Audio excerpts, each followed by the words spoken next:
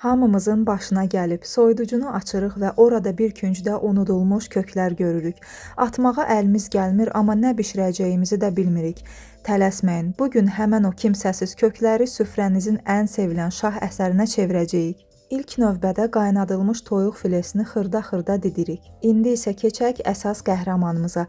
Kökləri təmizləyib sürtkəcin iri gözündən keçirdirik. Kökün rəngi nə qədər parlaq olsa, salatımız bir o qədər iştah açıcı görünəcək. Və budur, bu reseptin ən vacib məqamı. Kökləri çiğ halda yox, azca yağda qızartmaq lazımdır. Tavaya biraz duru yağ əlavə edib, kökləri hardasa 5-7 dəqiqə ərzində qızardırıq. Çox qızartmaq olmaz.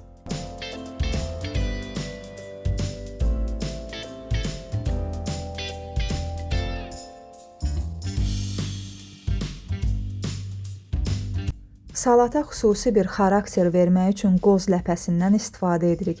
Qozu bıçaqla elə doğrayın ki, dişə gələn xırda tikələri qalsın.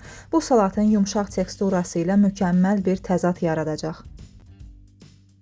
İndi isə bütün sehirli ingrediyentləri böyük bir qabda birləşdiririk. Qovurulmuş kök, didilmiş toyuq filesi və xırtıldayan qoz ləpələri.